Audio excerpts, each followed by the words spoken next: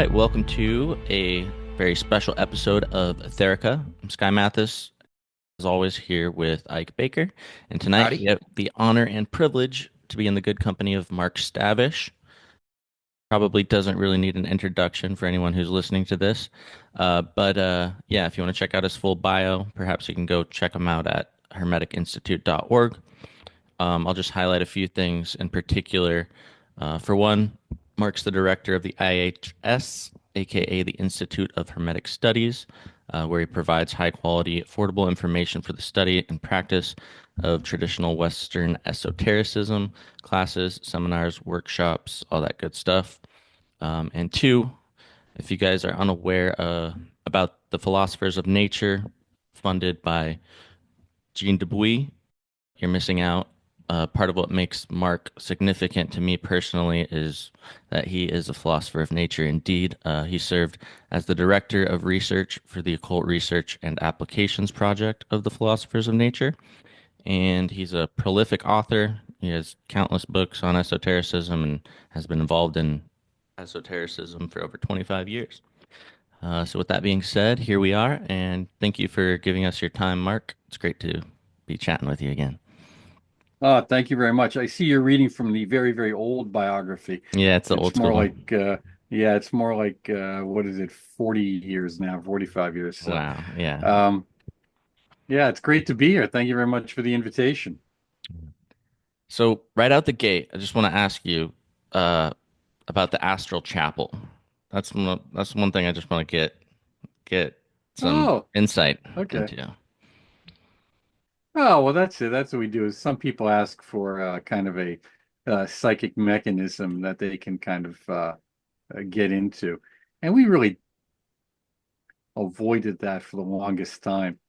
Uh, But I said, okay, well, we'll create something, kind of a psychic focal point for the entity. And if people want to participate, they can. If they don't want to, then they don't have to. I think that was pretty clear in the literature that we sent out to the people in the program.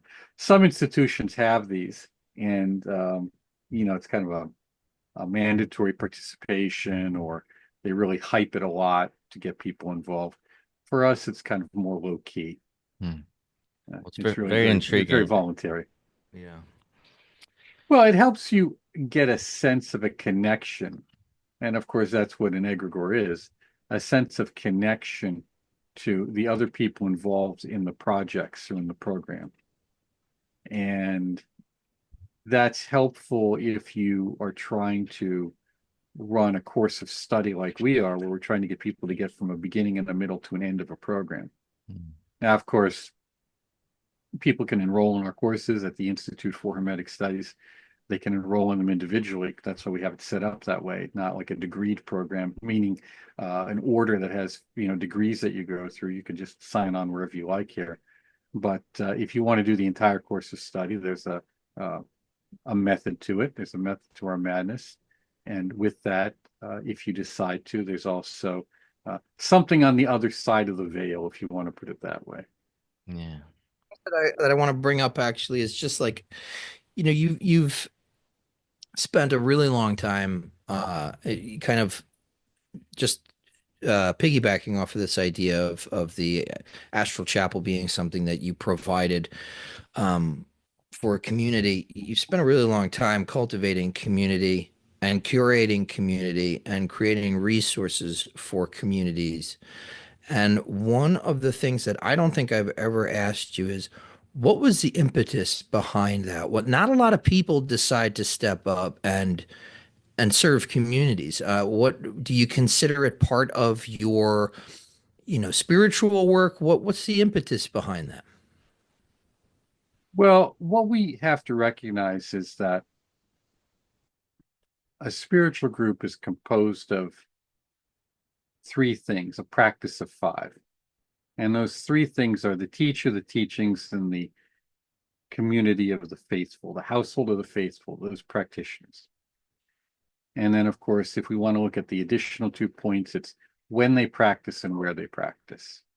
Because if you don't practice, then that's it. And if you don't have a place to practice, you know, depending on what the practice is, you're out of luck. So you need those five things. And there was a time back in the old days when there was not a lot of material available. And of course there was, but it took time and effort and energy to get. Amazon wasn't around, things didn't drop off at your door. You had to go searching, and you had to learn how to work well with others. And sometime around 2000, maybe 5, 8, 10, somewhere in there, the notion of having to work with others disintegrated. So on one hand, we have all this talk about the age of Aquarius and working together with people. And on the other hand, the spiritual groups who can't have a life expectancy more than 18 months because they don't know how to get along. So what I recognized is that the capacity for maturity, spiritual maturity, is completely absent without working with others. Now, we can talk about the notion of the solo practitioner, but that is a myth propagated by publishers who want to sell lots of books. I don't blame them. And as I've said honestly before, I've written many books, and publishers never once ask you, does this work? You know, they just ask you how many you can sell. And I'm still in communication with a lot of publishers, but particularly their marketing. The people in marketing contact me to find out what my thoughts are and where things are going, which was what we're going to talk about here. And you'd be surprised. Again, I often ask them, I said, do you use astrology for any of your decisions? And the response will be, we don't have time for that. Well, guess what? You just told me you don't really believe in this. Now, that's really important for the time and the age we're in, because we're going to see that same rule applies to most of the people that I've also talked to in leadership positions in esoteric groups. Yeah, I see a lot of this devolving into a term that you used, uh, the satanic pride of ultimate individualism, Mm-hmm. and how it's like this whole lone wolf thing, really, this sigma, as the kids say, that archetype is really just a psyop. It is because it keeps you from learning how to deal with others. And the reality is there's no such thing as a solo practitioner because you have to learn from someone, even if that someone is a book. Now, the problem with learning from a book is that it can't answer your questions and it can't hold your nose by the scruff of the neck to where, the stink is and where you're doing things really poorly. And in a real teacher, and we have to understand that the notion of the teacher-student relationship is complex, but we can look at it very simply in two ways. There's the teacher-student, which is what I am for most people. I am a teacher and they are a student, which means I inform them about ideas and information. I give them methods. I help them as best I can, but it's really up to them. We may know each other or may just know each other by name or by email address, but it's not a personal, intimate relationship. It's a relationship, but it's not intimate. Okay. Now, the other one is the disciple. And disciple, I like that word because the word means discipline. The person is disciplined and they've shown that they can do what they're told. They can do it without asking a lot of questions. They can analyze their experience and then bring that back for the discussion of the analysis. They're willing to trust the process because they know, they have some faith both in it and in me as the instructor. Okay. And they know I'll be honest with them about what I am capable and not capable of doing. That's an important part too. So that's a more intimate relationship. And that's with a much smaller group of people. But they select themselves for that through their efforts. And then there's a group of people that are somewhere in between, but you're never quite sure who they are because they kind of come and go. It's kind of like, you hear about the 12 disciples and the 12 apostles, and then you hear about the 72 and and the 100 for it's kind of like in that 72 range. So Jesus probably had probably 20, 25, 30 close disciples really that we can think of. So any group is really similar to that. And those people are then able, after intensive training or help, even if it's just on a single method, by the way, we see a lot of that. It doesn't have to be this complex encyclopedic knowledge of occultism, okay? But through their dedication and their effort and their understanding, they're able to go off and be solo practitioners. It's like someone who graduates from school with a PhD.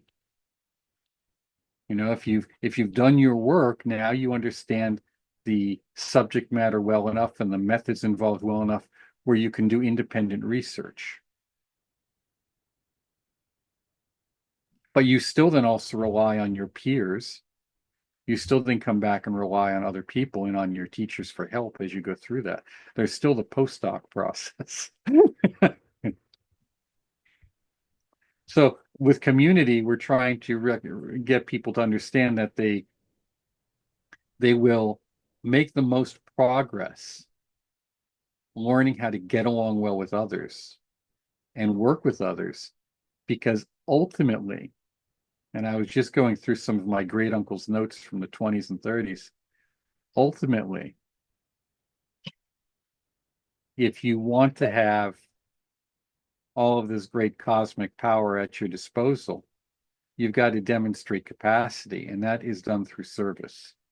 And we remember hearing about this back in the day, Butler saying, you would knock at the temple door and why do you wish to learn in order to serve? And that notion of service, which is typical of the Kali Yuga, as we would call it, is disappearing. So we have an entire generation, at least 20 years worth of students who don't think not only do they need to learn from anyone, that this stuff is going to work like a technique, as throwing a switch, devoid of what they bring to it. And at the same time, they don't have to be helpful to anyone, in particular, anyone they disagree with or don't like. Would it be too much of a side note to ask about your great uncle? Well, he grew up he was born in 1900. His father was a Braucha, not just a common Braucha of folk magic, but well-versed and knowledgeable in the 6th and 7th books of Moses.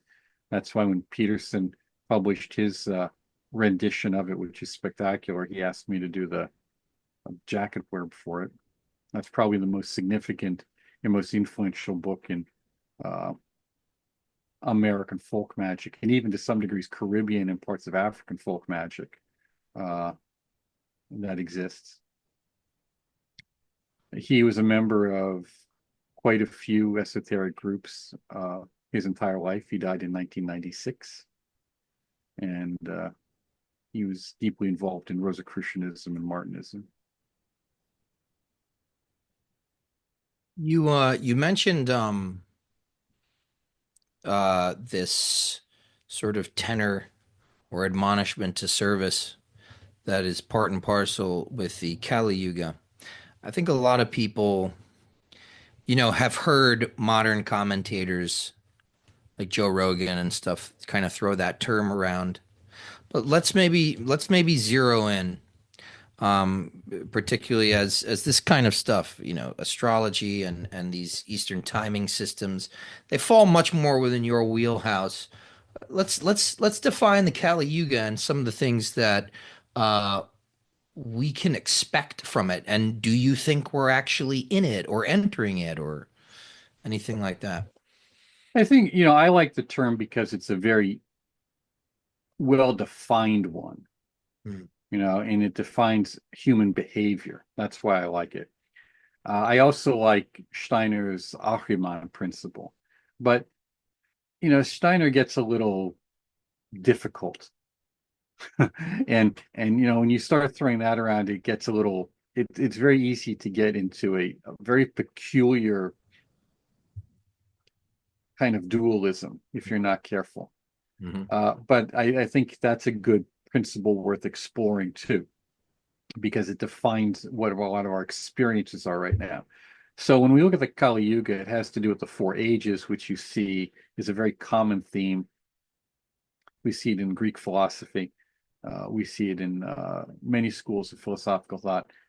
And it has to do with going from a golden age to the silver age, kind of like a bronze age. And then they say the age of iron. Some call it the age of lead, like in alchemy.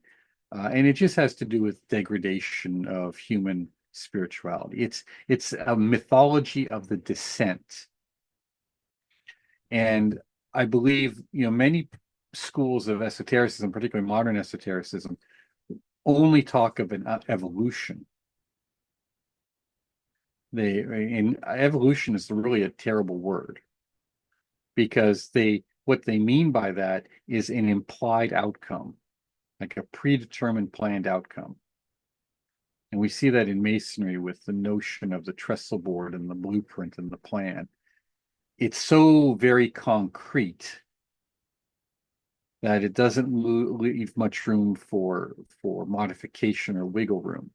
And I think anyone who's actually ever been involved in building knows that you start out with the plans, but things change a little bit along the way. I have not met a construction project that came in on time and on budget. So we have to look at it in this way, that we have to look at these as a little less concretely. So when we look at the Kali Yuga, it refers to that time, as one Lama said to me when we were talking briefly about it. He said it's kind of like, in the golden age, 95% of the people were involved in spirituality and everything was easy. It was like that. Now, what that means to us, that was the mental thought. It was a kind of degree of mental purity. So and very few people have met an adept like that. And I have. And it's someone who it's just pure perception, pure capacity. And then you go to the age of rituals, okay, and temple building and this kind of thing. Then we go to where we're at now, where instead of it being 95% involved in spirituality, it's like 5%. It's inverted. Now, the idea is that then once you reach this lowest point, various events happen, which are usually catastrophic.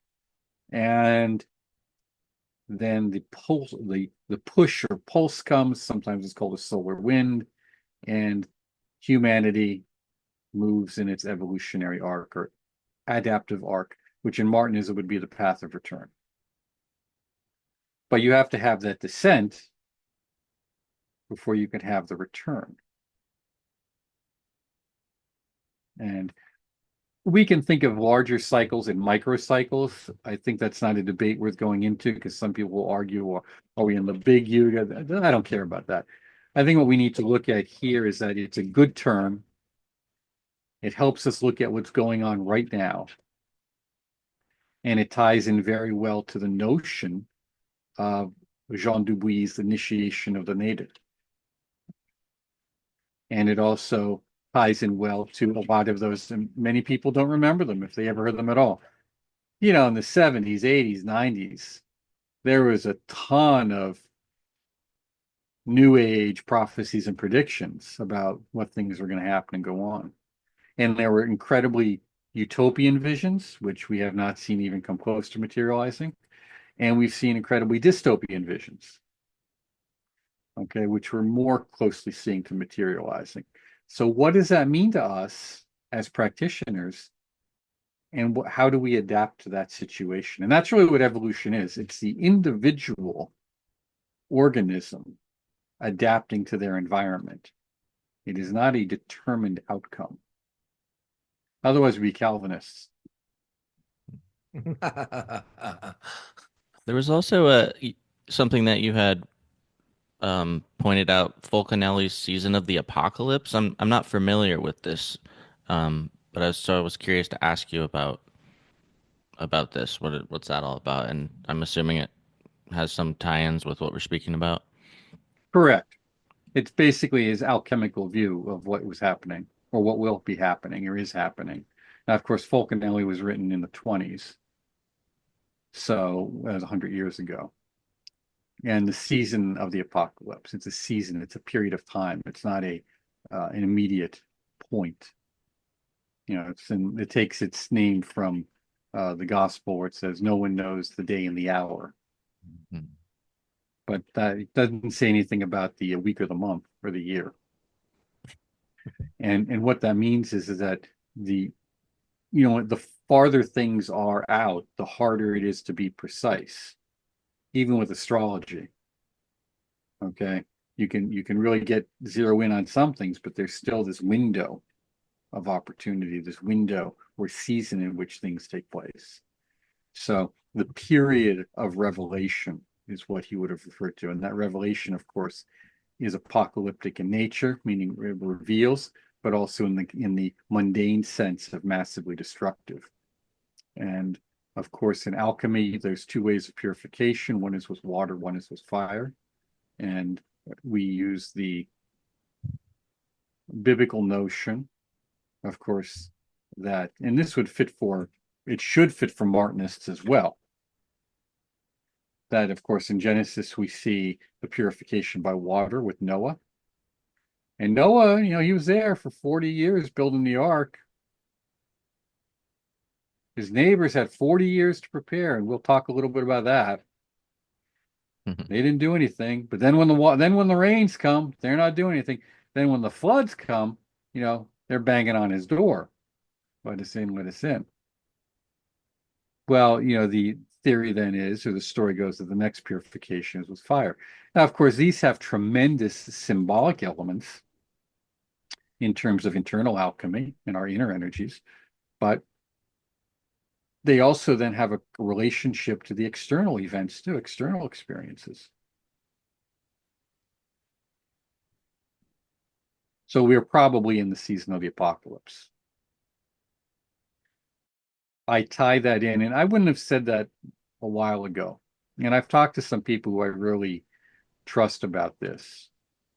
And I see, I came to the conclusion that, if we're in the post-Christian era, then we're probably in the Christian apocalypse. So It's an interesting notion. Go ahead, Skype. Well, what else could it be? Because how can you have how can the apocalypse of the Christian gospel take place in the Christian world if you're not in the post-Christian era? Because if they go hand in hand, Right. I was just curious, the question of whether or not we're in the post-Christian age. I'd be curious to get your explanation of what characterizes the Christian age itself. I don't know. That's probably like a super loaded question, but maybe you could elucidate it however you see fit. But how would you describe, you know, in maybe some brief way, what constitutes the Christian age in order to say we are in the well, post-Christian age? it's just simple. You look at church attendance, you look at numbers. The numbers are down. I mean, there is some temporary bumps in England and Catholicism because the Anglican Church has become so secularized. It's worthless. It's not the Anglican Church of Arthur Edward Waite. It's not the Anglican Church that was giving us that wonderful kind of turn a blind eye to the occult practices of its alchemist members in the Golden Dawn. It's not that Anglican Church. It's not that uh, uh, country or parish priest who's involved in naturalist philosophy and folklore, which is just another polite word for magic. No, it's none of that. Or pagan magic, I should say. What it is it's a secular political machine geared towards a very clear political orientation. Now, so that gives us a bump in Catholicism to some degree, probably as a protest movement and because of the immigration issues in the UK. And we also see a bump in Catholicism in France, which also is experiencing the same thing. So that bump is really a cultural reaction than probably strong devotion. It's probably a mix, but then that strong devotion is a result of look what's going on around me. This is becoming untenable. This is unmanageable and untenable. And so then you look at the way how many churches have been destroyed over the last few years, how many have just been closed down and sold off. It's clearly the notion of the role of what we would call the Christian churches in the culture and the cultures of the West has been seriously degraded. And then you look at what's replacing it. What's replacing it is primarily a kind of bizarre religious secularism. Now, if that isn't the definition of the way people have interpreted, particularly fundamentalist Christians and some kind of like evangelical Catholics, I don't know what is, which is an interesting point because a lot of their predictions on what the future would be like were far more, and I've pointed this out often, were far more accurate than what our New Age brethren came up with. And we need to be honest about these things. Yeah. But, if you're not, that's another example of just self-deception. So as these things collapse, which is what we say is the post-Christian era, then what takes its place in society, as in the culture? And which is important for us as Freemasons or any of our esoteric groups, such as Martinism and some of these various Rosicrucian groups and Templarism, because where are you going to get your membership from if you can't call upon what was once fairly common knowledge religiously? I've had professors tell me, and they taught at Catholic schools, and they're saying, I can't even teach a basic class anymore. These kids come in and they don't even know basic catechism. Yeah. Yeah, the standards have absolutely plummeted, and especially in the religious life of Christianity. I think, what we've been seeing is a controlled demolition to some degree of Christianity, or at least a willed ignorance towards the repercussion of theological liberties and innovations, and really the secularization of Christianity. Christianity has always been quintessentially magical in a theurgic way. I was telling a story the other day. I grew up Roman Catholic. My father's family was Greek Orthodox. I had one grandma who used to use the censer and the thurible and incantations when you had a high fever. And then I had another grandma who used to, if I lost my car keys, she'd tell me to pray to St. Anthony. So there's all sorts of these, things that you just don't see in American Protestantism. There are variations on that stuff here. They don't even believe in the metaphysical reality of their own religion, and I think that has, for a very long time, characterized our descent into the post-Christian age. And what is left? Well, according to the New Testament, and the age of Antichristos, which isn't just against Christ, but saying truly, I'm going to do this like sans Christ, without Christ, in a lot of ways. But something that you had mentioned before, and maybe I get your thoughts on it. Prophecy as, because we're dancing around here, we're talking about it. Prophecy as warning rather than a deterministic outcome. Right. And I think, you said something that was really important there. The churches don't believe it anymore. And if you do believe it, you're considered an extremist. And unfortunately, that does tend to be the case, because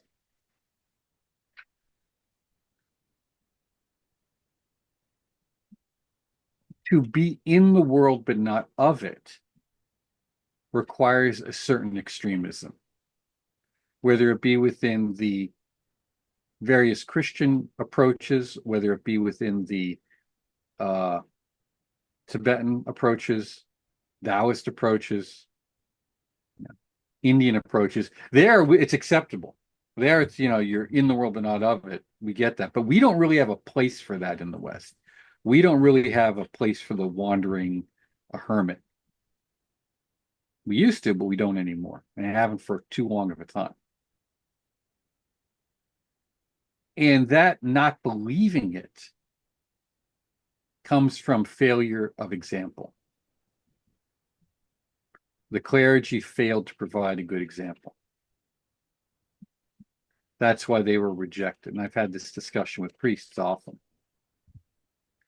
I mean, I knew quite many of the local clergy here quite well for a while, and I could tell you some tremendous horror stories, but I won't. All you need to do is look at the Pennsylvania State Attorney General's report from several years ago on church abuse in Pennsylvania. But with that said, in neo-paganism, in esotericism, in the groups we're in, a lot of the people don't really, and particularly Tibetan Buddhism, Western converts, they don't really believe it either, and have replaced political litmus tests. Are you progressive enough as the basis for the measure of one's spirituality? And that's what they use. They use that idea in the both Christianity and Buddhism link here because it's a false understanding of what is compassion, a false understanding of what is generosity. And with it, a degradation of personal strength and power. So we can see such an excessive emphasis on the Jupiterian powers of the age of Pisces, the Chesed element, that Gebura has been ignored. And Gebura, which is the gatekeeper of that of creation, is going to come back and do what Gebura does, and that's burn everything to a crisp that isn't working well. So again, we're back to the notion of the age of fire, and it's within Mars, Gebura, within Mars are the seeds of gold. So if you're made for the philosophical stone, within Mars, the seeds of gold. So when we start looking at this, a lot of it becomes quite problematic, especially if we're going to talk about global climate change. So there we have the four horsemen of the apocalypse, the four horses, or the elemental energies, the destructive qualities of the elemental energies. We would also call them the four sons of Horus if we were dealing with Ptah, but those elemental energies are out of order, and they're going to do what they do to rebalance things. And that's same within us. We can see the elemental energies in people right now. The wind element, particularly the air element, is particularly out of order. And that goes very much in line with the astrological situation. And what is it, Gemini too? We see so many people are just quite literally losing their minds. Yes. Yeah. Collective insanity is huge. Right. It is, and I don't, and remember, I say this as someone who's worked in social services, who's dealt with people with mental health issues, who's seen a lot of, I've really seen a lot of what we would call obsession and possession. Literally, not as an abstract term, but the real deal. And we're seeing more and more of that. And it's from practitioners or people who claim to be practitioners, who claim to be on the path, because they've lost the path. They are in the forest of errors. They're not on the path of return. They're so caught up in the activities of the day that they can't be, they are no longer in the world, but not of it. They are overwhelmed by the world. And they don't know how to extract themselves. And they don't want the help to do what they need to do to get in that lifeboat. And that is the description of what would happen with the end of the Kali Yuga. That's a description of the initiation of the Nadir. That's a description of the Christian apocalypse. I'm sure there's a few other. That's a description of the, at least the Tibetan and the Indian version of the Kali Yuga. So, take your pick. There's probably a few New Age groups I've forgotten that said something 20, 30, 40 years ago that fits too. I have something I really want to ask you, Mark. I'm curious how you'd respond. So when it comes to Christ and what Christ represents, uh, being that names or symbols are indicative of the thing, but they're not the thing. Often they're just the labels that we put on the archetypes that inevitably manifest in different epochs. Is Christ to you an archetype that manifests in different epochs? Say, like Mercury is to Hermes, is to Thoth, or something like this, and manifests in different epochs under different names. Christ descending like a dove. Do you view that as a unique case, or one that's like is like a one and done situation, or do you see that as an example of like an archetypal thing being embodied that can happen for anyone? How do you look at the meaning and the message behind Christ and what Christ represents? Well, when the Holy Spirit is what descended as a dove, and the Holy Spirit is important because what we're looking at there is that is derived from the Babylonian captivity. Most of the Judeo-Christian ideas of metaphysics, angelology, demonology from the Babylonian period. And that Holy Spirit would have been the holy creative spirit, okay, the embodiment of these seven, sometimes defined as seven energies, but this holy creative power. And I have a book over here. I'll see if I can pull it off the shelf. It has to do with um, the notion of possession in early Christianity and this idea of being possessed by the spirit. And instead of being by a singular spirit, you're possessed by the spirit of the big God, the biggest spirit there is. And this is a very interesting notion, by the way, because how does one identify with the spirit? Is it something separate from us, or is it this powerful creative impulse? What is this that's happening? So these archetypes are always around us. They're always unfolding and being expressed in a variety of different ways. However, we have to look at them as not abstract ideas in some kind of weird Jungian sense. And that's modern Jungians, really. They don't want them to become concrete. But even within the magical systems, they do that by too much emphasis on symbology rather than on how do I experience this inwardly. And that's the problem of excessive ritual work, because excessive ritual work is always out there rather than how does that relate to me in here. Even if you have a good, we'll call it map of the metaphysical anatomy, or even a relatively poor map of metaphysical anatomy, like the attributions of the Hebrew letters and the Sefer Yetzirah as they go to the organs and to the head. But you could still work with them, in a sense, and how these energies are working inwardly on me and then externally too. And that goes back to the question about prophecy. Prophecy is like a weather report. It's meant to give you a heads up of how these external forces are going to impact you internally and personally so that you can make accommodations for it. And, very few people listen. So in the age of Noah and a few in his family listened, a few other people didn't. They're the only ones left. And I don't want to take that too literally, whether there was a great flood or not, I'm not really concerned about, but it's the idea that we're trying to get through here. We don't want to take our symbols too concretely, but we don't want to take them too abstractly either. They're a tool, a language, a mechanism to an end, and that end is experiential. It's like when I say to when I go to the nice cafe and I say to the waitress, bring me a cup of coffee, please. And she brings me a cup of coffee. The coffee is the experience. Now, her smile may be part of it too, but the coffee is the experience, not the word. Yeah. Yeah. I think it's also interesting, this idea of the Holy Spirit, not to get too sidetracked, but I think it's important because the spirit, the dove, is the language of the birds.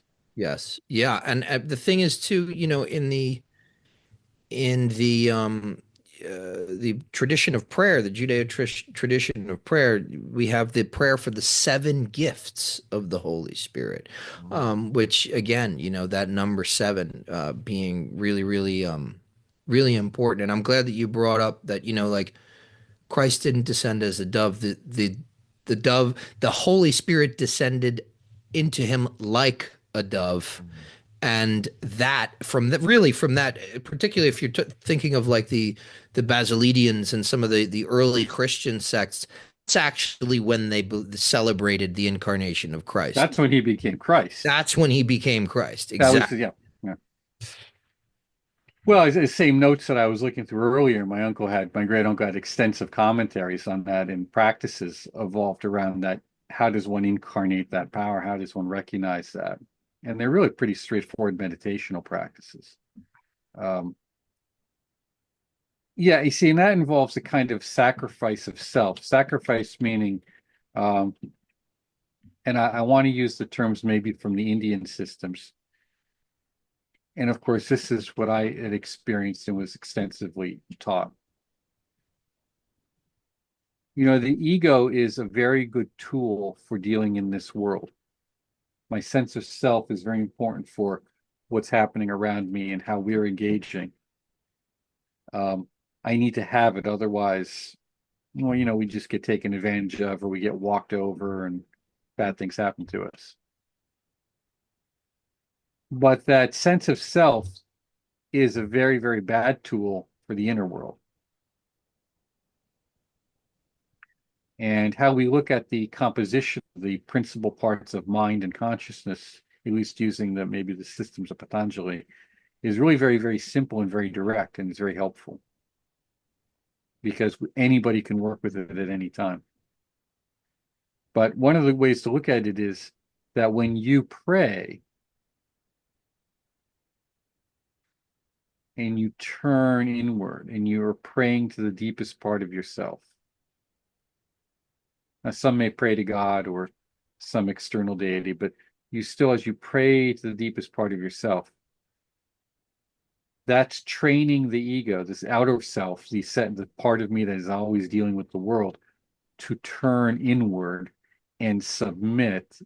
Submit means to, we say in alchemy, they sometimes refer to the greater king and the lesser king.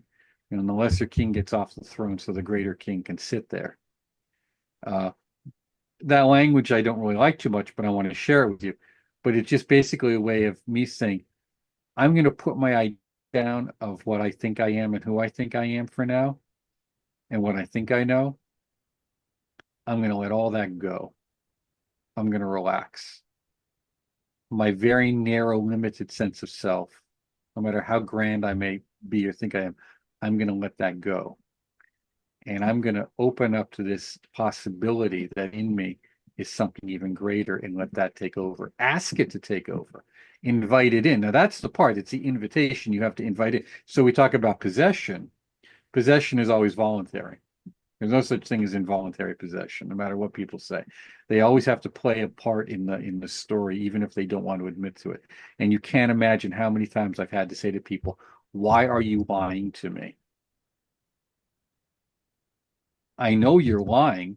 Well, Tell me what it is." a lot of times too, those types of people are lying to themselves. Yeah. Well, that's it.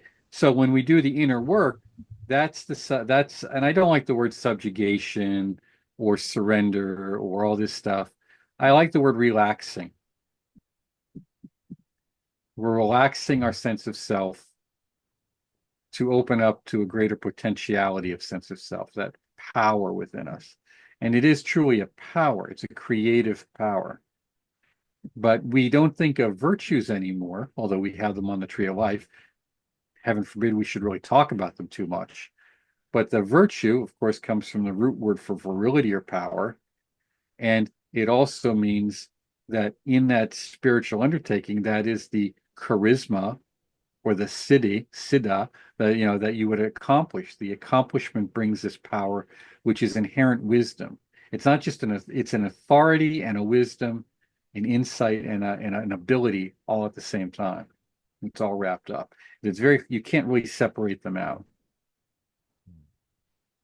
In regards to like this notion of the end times, kind of looking at it through like an esoteric lens, entering into this sort of alchemical crucible stage, if you're trying to like trajectory map the zeitgeist, looking out at the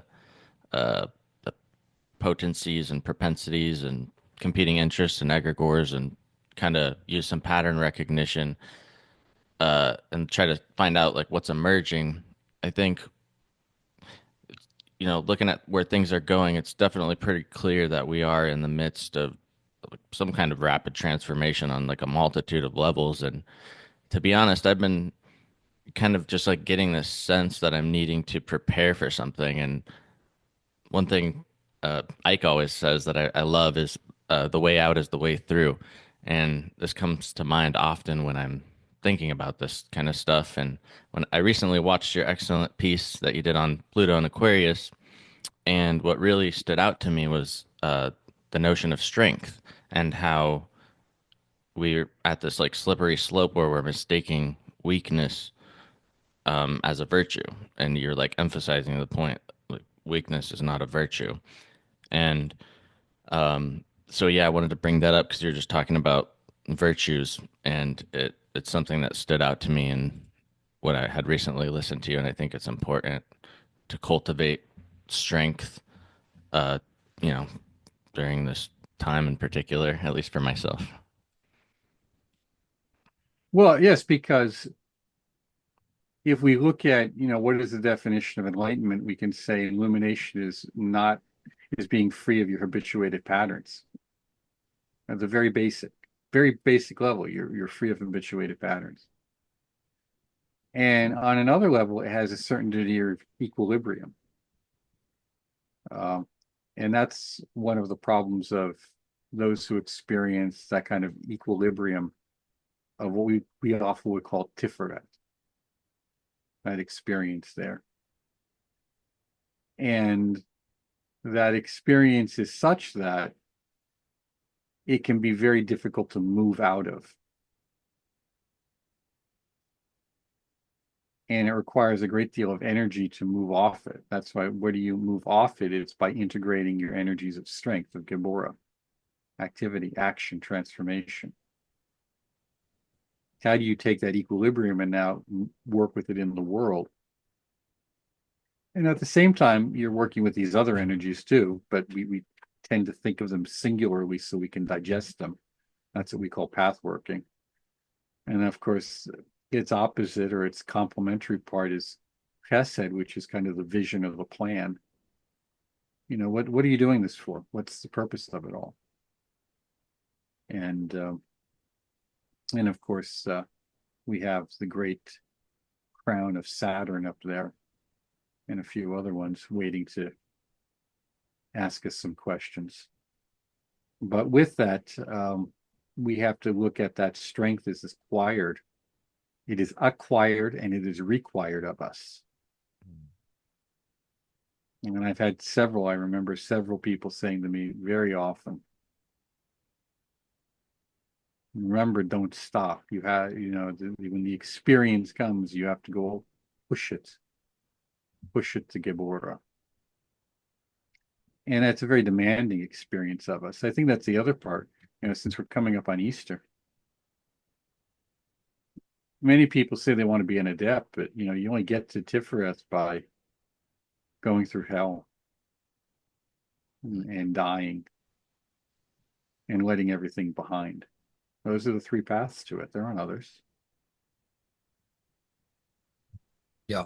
And that exchange of the greater and lesser king happens there in Tifereth, where to me, it's almost like the painting on the ceiling of the Sistine Chapel, where Adam is reaching out to God, somewhat nonchalantly, and God is just extending himself downward with the host of angels, with the greatest sense of urgency, and that death is actually. We think of death, we think of a sort of catabasis, right? An underworld experience. But in reality, as the tree of life diagrammatically shows us, we're actually traveling upward, and reaching up towards the ineffable, which once we achieve what you're saying, this death in Tifereth, this exchange of the lesser life for the greater,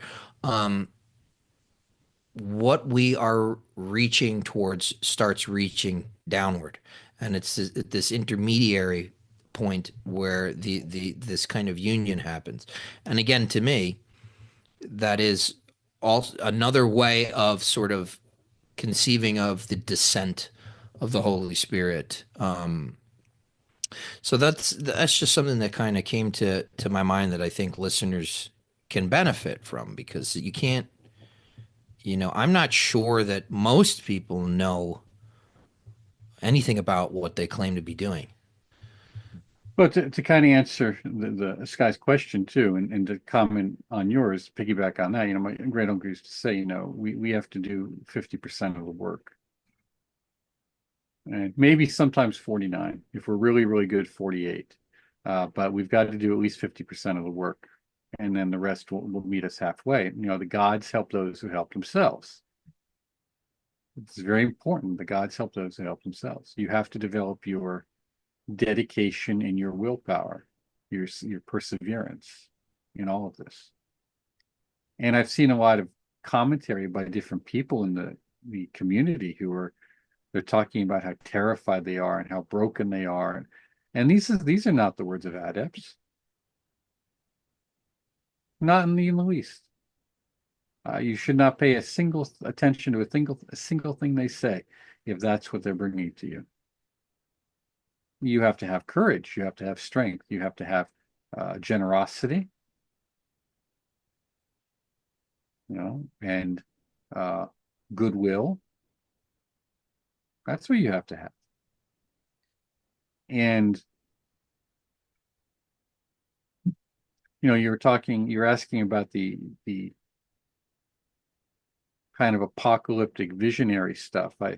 This is it. I mean, that's the separating of the wheat from the chaff. And you see Jesus saying, of course, in the vision, it is a visionary experience of John. And it has probably at least 4 levels to it, which is a good thing, at least 4. But one of them, it says, I would rather thee be hot or cold, but I spit thee out. You're lukewarm. And how often haven't we run into people that I tell them, get out of here. You're not really committed to anything. I wish you were committed to something. I don't care what that is. Just go be good at something. If you're going to be a thief, be the best thief you can. Okay? Because at least so when you get caught and you go to jail, you're going to be the best thief you could be. If you're going to do it, be the best at it. But there's not even that. There's not that even commitment to being the best at something. You want to spend your time playing Warhammer? Great. Be the best painter there is. Be the best diorama maker there is. That's just, because the time and the resources, the mental resources, the skill set put into that transfers over to other things that you do when you decide to do it. Now, that's another reason I say we're in the age of the season of the apocalypse, is we're losing the capacity to train initiates. Forget about adepts, initiates, we're losing the capacity. And not just within the systems, but also because the people don't have the capacity. My wife was at a meeting, a conference, and the director who reports, the national director, said, are the students that we're dealing with, are you finding they have shorter and shorter attention spans? It's harder to get them to do what? Now, this is science we're talking about, okay? And she said, yeah, we noticed that. We noticed it maybe about 10 years ago, but you still had people who had it. The arc was there. But pre-COVID, it was very apparent, and then COVID just accelerated it. So we have a generation, and remember, we're only one generation away from illiteracy. That's all it takes. So the capacity to train people is even more difficult, because you need mental ability. You need the ability to concentrate, the ability to focus, the ability to relax. So a lot of the work we do is really very remedial compared to what it was 30 years ago. So we have more information. I said we're very good at products, podcasts, and publishing. We're excellent at that. We've excelled at it beyond what I could have imagined 30 years ago, let alone even 10. I have no idea what I went through. None. Okay. And yet all that's out there, but we're not really better for it. Because if you look at a lot of the emphasis, again, the emphasis too indicates an obsession with a lot of those plutonian things we talked about, um, very underworld stuff, which is kind of interesting in its own right. But there seems to be a peculiar obsession with demonology and demolatry and Goetia. A peculiar obsession with it. Yeah, Now, I err on the side of Shakespeare. Hell is empty, the devils are here. yeah. Now, wait, this is something that was said to me earlier today in a conversation with um someone you would all know. And we were talking about some geopolitical stuff, so I'll withhold the name because of their expertise in that area. But also said, I'm thinking that in the age of Aquarius, because of the role of Saturn and the technological stuff that we're talking about, but because it's mental, it's very airy. And we talk about spirits of air because they're the energies we call the energies. The pranic force is often referred to as an air of the sort, plasma, really, kind of a plasma. Uh, I think that those entities might be able to self-manifest more easily. I'm thinking, we're talking, thinking out loud that in the past, you might have to do a lot more ritual work to try and get them. Now they do guest appearances. And I'm not saying one thing or the other on it, but I'm sharing it with you as a point of consideration. It's fascinating. I had a conversation with David Rankin. He's releasing his next book, Claves Spirituum. He just did the Claves Intelligentiarium, which was outstanding, because David works in a much more safe milieu. If you're going to do evocation, he's doing Solomonic. He's using a lot of Christian sort of sacramentary and formulas and things like that. So one of the things that he had kind of discovered or rediscovered was this invocation of the winds. And he had me and a couple of other people who were a little bit more, practiced. Um, he had me kind of experiment with this. I was already going to do a particular working in connection with something, and he said he had been having incredible success. Sometimes when you do evocation or conjuration, you're standing there for sometimes over 2 hours trying to do these calls and get some sort of manifestation. And he said this inclusion of the calling in of the winds seems to bring these spirits almost instantaneously. And speaking for myself, I wrote a report. He I don't know if he's going to include it in the book, but I've never had something appear in a scrying mirror that quickly. It was almost I was about 2/3 through the invocation. So that kind of had all sorts of bells ringing for me when you're talking about this ease of appearance of certain spiritual entities and this time of wind and ether. It's very interesting stuff. Well, particularly with the astrological conditions now, what they say, Gemini, which are going to go on for about 15 years or so. But the thing about the winds too, the winds are the first is the wind is the prana, the first principle of life. It's the principle of awareness. So the winds are not an external force; they're an internal force, and that's the that's really what you're looking at when you see the Keil Kodesh at Keter. Those are that's it. That's the energies which we would call the winds, or later call the winds. And then they become the kings of Tiferet, the principal leaders of the elements, the elemental energies, and then the cherubim, the energies that we call at Yesod, however you want to put them in there. But that's you're dialing into the energies of wind. And Jean was pretty clear on that. He always said the problem you had with Enochian was that it was a system of air, AIR, right? The elemental. Like alchemy is a system of fire. Mhm. Okay. Ritual magic, generally speaking, symbolic, requires a lot of emotional input. It's more of a system of water. Okay. Just so listeners understand the designations. And, he said, because it's vocal too, by the way, it's vocalization. Vocalization is always air in terms of how it works on the energy structure.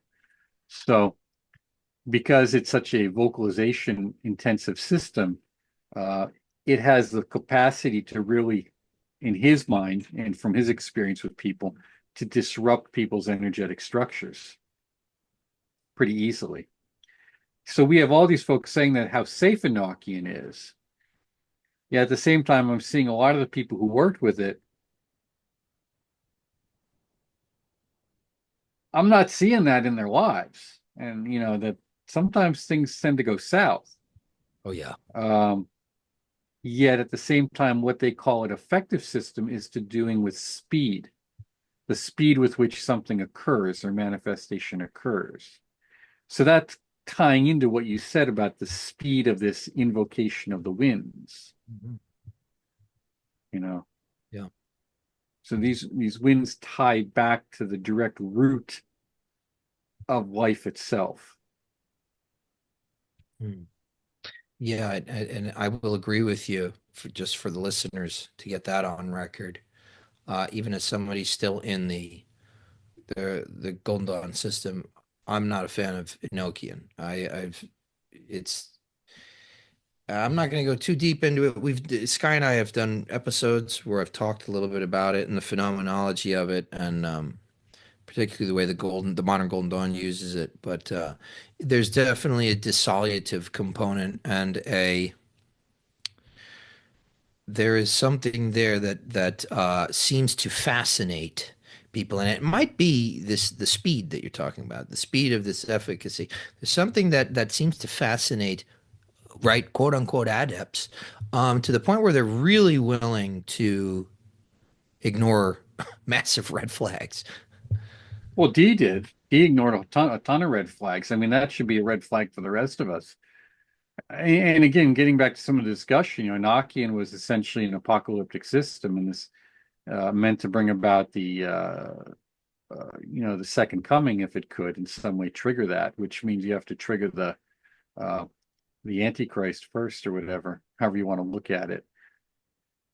Uh, that fascination with Enochian, of course, too, even in popular culture as we see it, is another kind of sign or signal, if you will, as to orientation.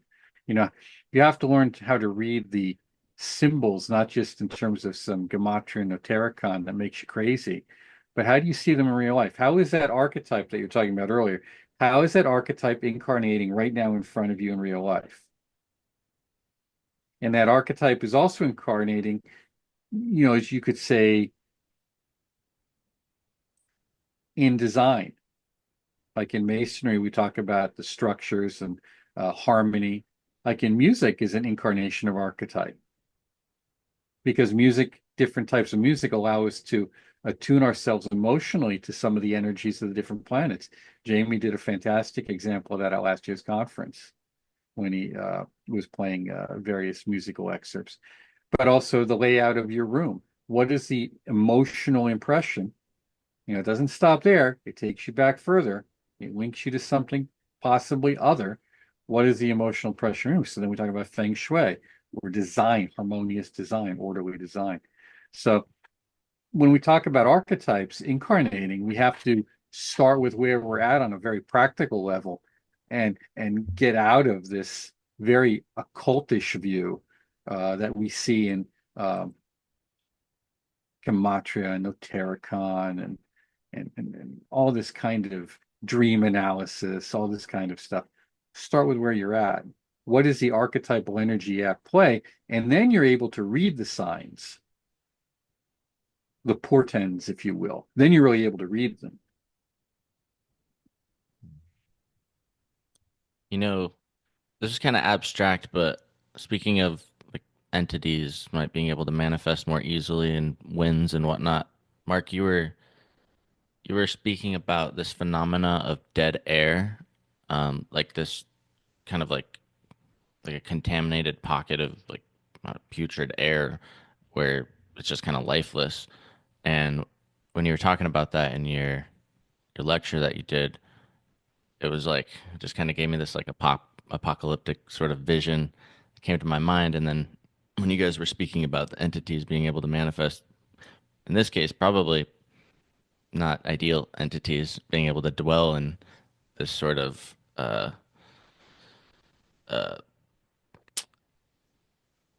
absent of life sort of environment that's being created and dwell bubbling up, I guess, at this time. And so, yeah, I just wanted to throw that out there because that kind of made me think about that. It was really interesting.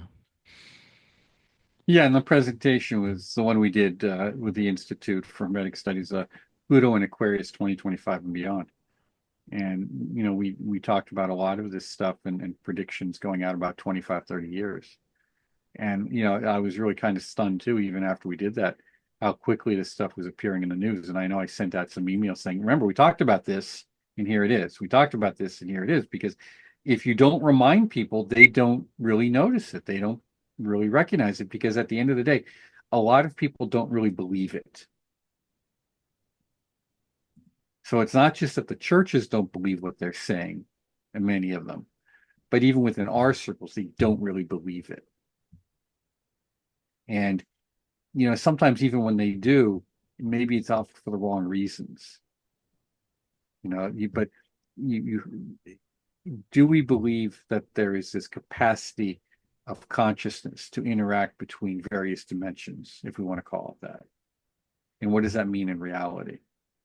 And what other than consciousness entities out there, what other sentient beings, to use that term, are out there that we engage with? And what environments do they thrive in? I don't particularly thrive in a pile of pig shit. But worms and bugs apparently do.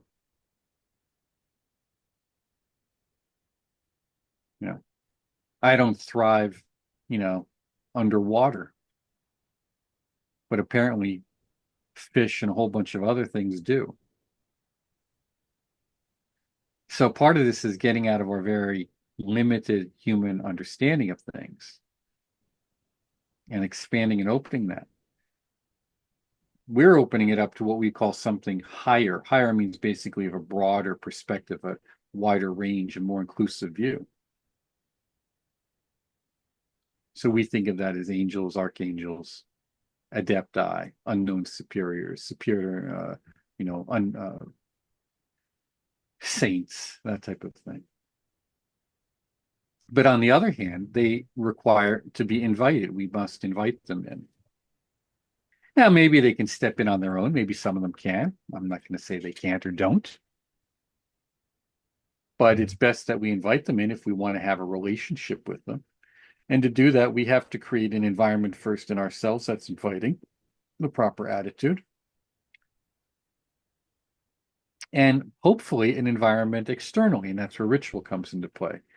You keep your environment clean and neat, no matter what it is, whether it's very elaborate or very simple, you keep it clean and neat. Now, on the other hand, what seems to thrive in that which is dirty and messy, but those beings which tend to be chaotic, or maybe a little uncertain for you. Saturn doesn't mind the dirt, but you got to have a lot of tenacity to deal with that. That's a tough one. You got to have a lot of humility and be willing to bear that. So when we look at these other entities, just as we can create a beautiful environment that by its very existence becomes a suitable home or dwelling place for that which is beautiful and harmonious, we can also accidentally, unconsciously, create an environment that is very conducive to some very destructive and hostile spiritual beings in our world. A gateway for them. Yeah. And you typically will know when you'll know their presence by the level of chaos your life devolves into. Well, and that's an important point. And Eliphas Levi said something to the same thing. We don't notice the good guys. I'm paraphrasing here because everything's harmonious, but we certainly notice the bad ones. And I remember not too long ago, I had a conversation with a fellow who we were on the Zoom just like this, and we were done. And I said, "Well, what are we talking about? Why do you want to really talk to me? Ask me the real question. Why are we really here?" And he said, "Well, are you familiar with the CERN?" I said, "Yeah, I'm familiar with it." And this guy, he was PhD, a firm you would all recognize. Every one of you know the name. Director of research, former director of research.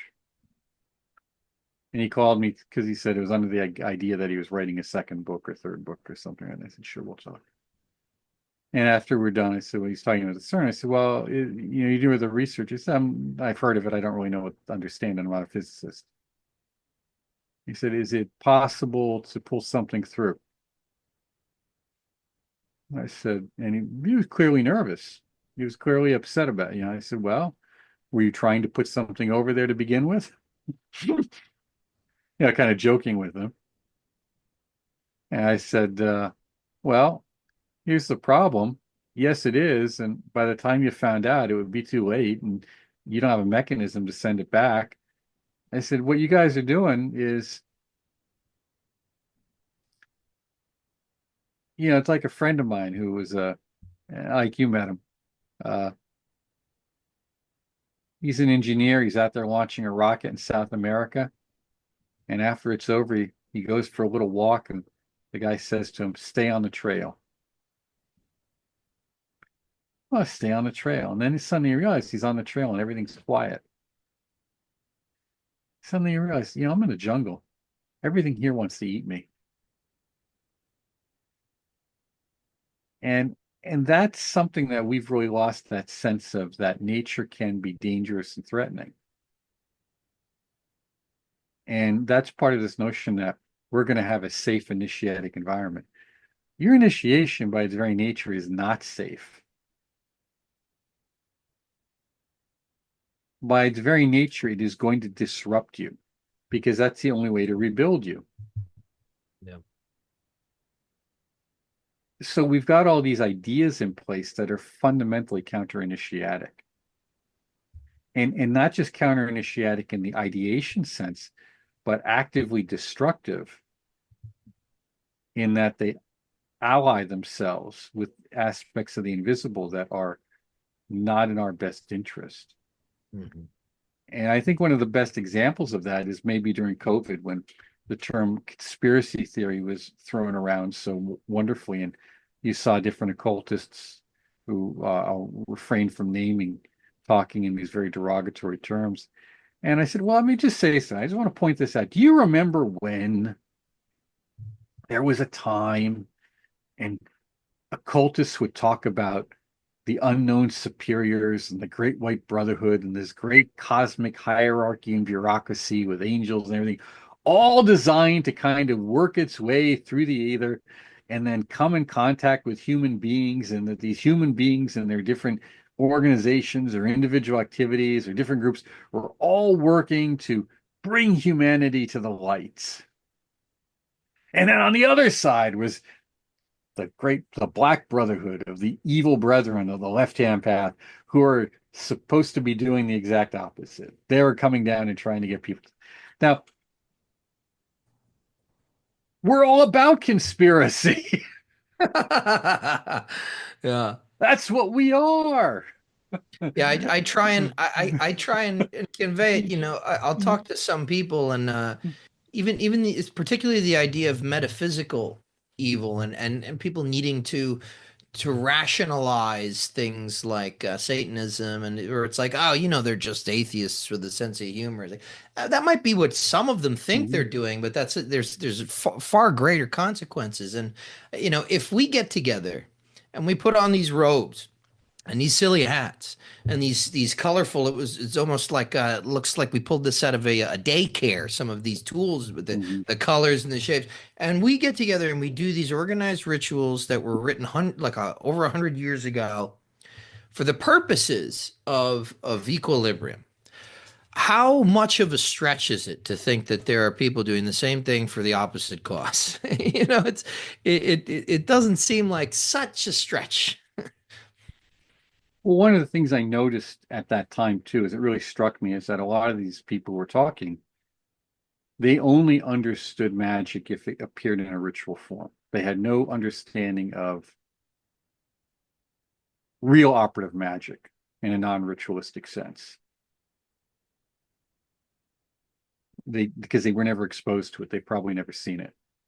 So to them, if it didn't have pentagrams and hexagrams or some variation of a clearly identified ritual purpose, to them, that wasn't magic.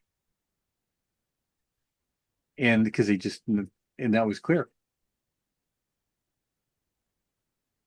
And this goes into the role of occulture. What is the role of the occult, or the degradation of occult symbols, turning it into pop culture entertainment symbols only, and not really understanding that maybe there's something else at work here, particularly when people are, getting themselves tattooed with sigils and everything. You have to be that. I said to someone once, and this would always get them offended, and I really don't care. I said, well, it feeds off the blood. So because I said every 7 minutes you feed it. Because that's how the invisible sees you. So when you light up, to whatever degree you light up, that is part of the imagery of how you're seen in the invisible. So I know people who will never do permanent ones. They always do ones that they need at the moment, that can be washed off or cleaned up later on for that reason. Interesting. So my question is, we've talked a bit about, the Kali Yuga and the unpreparedness in general of people in our communities, and people in general. How do we go forward from here? I mean, I know you've offered a wealth of material that can, listeners and consumers can glean many helpful insights. But what's the long and short of it? How do we move forward from here? I think this is really simple. You have to first recognize that we're entering into a time of tremendous difficulty. What we're going to see, and people who keep blaming someone for it have to stop that. This is just, you have to accept the reality of what you're entering into. There's going to be a profound decoupling of globalism. Now, there are some wonderful possible benefits that may come from that. I'm not going to talk about them because I want people to pay attention to what I'm saying, okay? And there's also going to be tremendous difficulties that come from that. How that pans out in the long run, we are going to have to wait and see, okay? But we can also play a role in that, okay, in terms of what we can bring to the table. The decoupling of globalism means things are going to get very local and very expensive. That's the short of it. You're going to have friends. You're going to have skills.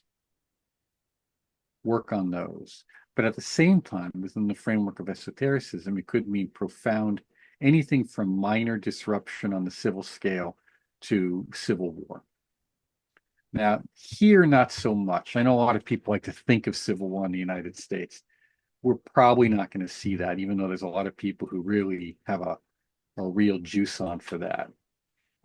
We're going to see more of what we call like 70s style terrorism. And for people who don't know what that means, that's kind of a low level violence that you see with the damaging of the Tesla dealerships, the torching of the governor's mansion in Pennsylvania, the kid who killed his parents to finance his revolution, that was probably more of a under the guise of it, but that was kind of a possession, obsession phenomena there with his boss, his whatever satanic ritual, self-styled satanic rituals he's doing.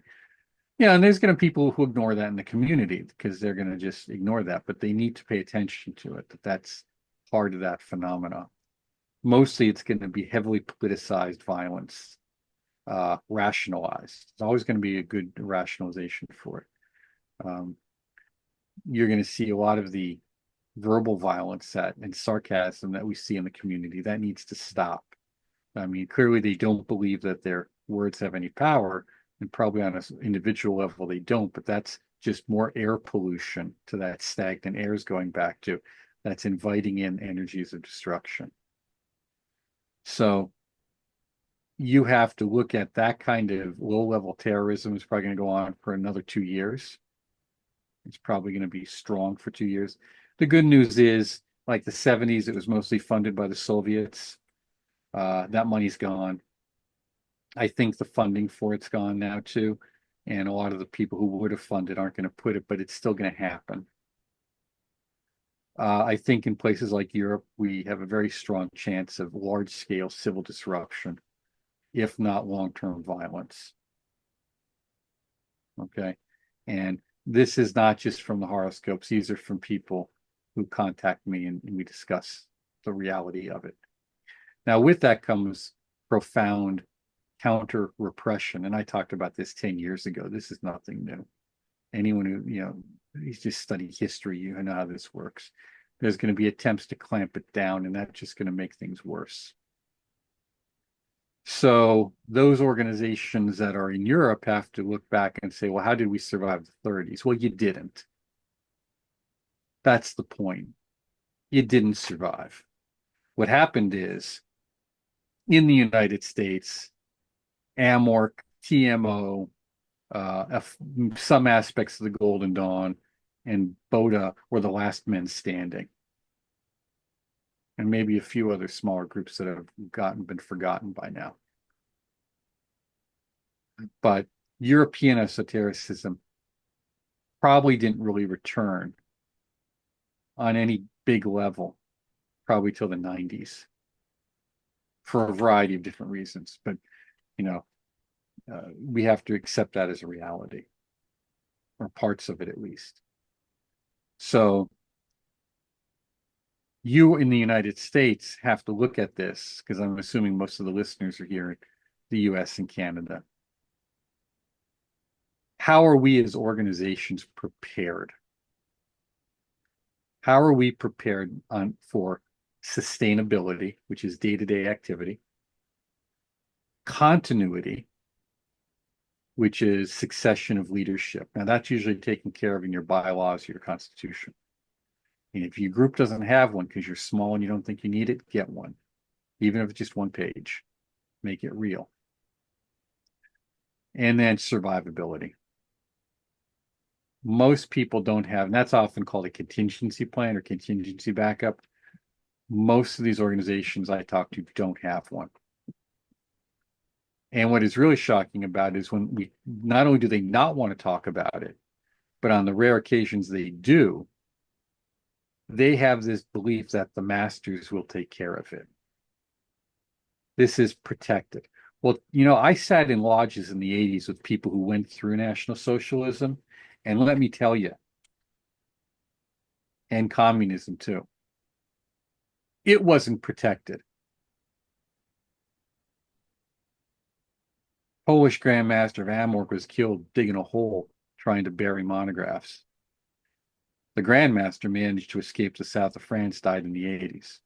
We know of several Martinists who were just executed in the street. And a lot of people who went, a lot of Masons and others who just ended up in concentration camps. And in the East and in the Eastern countries, we saw the Bolshevik Revolution destroyed everything and kept it that way for 70 years. So this idea that the invisible is going to do for us what we're not willing to do for ourselves is not only naive, but it's destructive and it's foolish. So we look at just natural disasters that can occur. I think the recent fires in Southern California are a good example. The Getty came very close to having problems where a tremendous amount of things are stored, including probably the most valuable parts of the PRS collection were sold off to the Getty in the 90s when PRS was having trouble after the death of Manly P. Hall. Now, fortunately, it never got there, but if you look at the video, I mean, it was close. We know the Theosophical Society out there burned to the ground. Okay. PRS, I don't know how close it got, but they were closed. I think they were getting smoke. They were closed for a while. And of course, the Self-Realization Fellowship, fortunately, it was property, it was the grounds were damaged, but not physical property. Now, that's just one example, just one event. So you need to have plans for what to do in a natural disaster. Where are you going to take your stuff? Where is it going to go? Who's responsible? And in the event of civil disruption, you need to have a real big backup plan of how you're going to do continuity. Because that's when you're going to be needed most. Whenever good juices you can add to the environment are going to be most important. Now, of course, we'd like to prevent that. That's why we wrote our second monograph was Wisdom's Bliss. We wrote that over 20 years ago and have given away thousands of copies since then to encourage and create that kind of sense of well-being. But these things happen. And I think we're dealing with a generation or two now who are so used to things being a certain way that when they talk about change and all this stuff, they don't really understand what that means. And I see that a lot with folks who've never really seen extreme violence, except maybe on television. They've never really seen. They don't really understand what goes on. And I see that particularly in our esoteric groups. Our leaders have to show that they're leading by thinking ahead, because if they don't, Saturn's just going to wipe you out. You're not going to be here in 15 years. You're not going to be here in 10. And I've talked to people who said, look, we really suffered under COVID. I mean, you guys thought, I don't know, but a lot of these groups I know, they said our membership, was cut in half by COVID. Yeah. Yeah, I mean, that's all really important. Now, you guys, part of the work that you're doing is has to do, well, let's let him take care of whatever he's taking care of.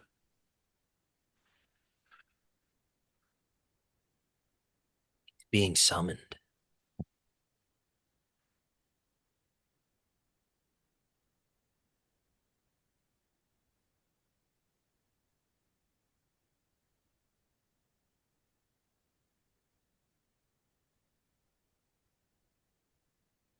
You being is there an issue with the winds, or I wanted to give you the opportunity to talk about some of the stuff that IHS is doing. The IHS collection for this podcast audience, as well as the conference that you've got coming up in June. Oh, wonderful. Yeah. Now the IHS collection is what we're doing is we are placing what we have as our most valuable and useful materials on esotericism, alchemy, Kabbalah, different organizational teachings and publications as part of the permanent collection at the University of Scranton. And that is a premier academic research institution in northeastern Pennsylvania. And one of the reasons we did that is because in terms of continuity and sustainability and continuity and survivability, we needed to partner, and partnering with someone who was capable. So we talked to different organizations in the area. Some of them had interest, but not capacity. Others had capacity but not interest. And that's what you have to find. You got to find people who have both.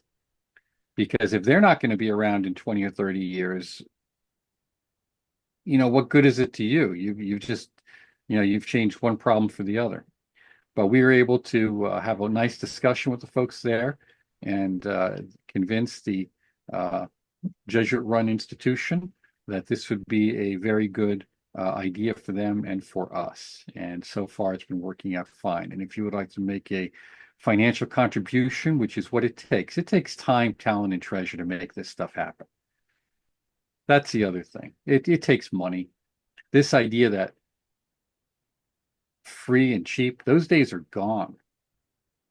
And the sooner our people grow up and realize that, the better off it's going to be. And because you can't be this selfish. Service requires effort and sacrifice, and that's the only way you grow in this field. And this is a big sacrifice for us. But it's also a great opportunity to plant these seeds. It would take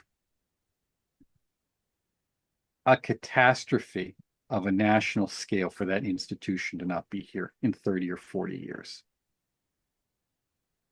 How many of the organizations that we deal with can say that they have a partner with someone whose existence is guaranteed?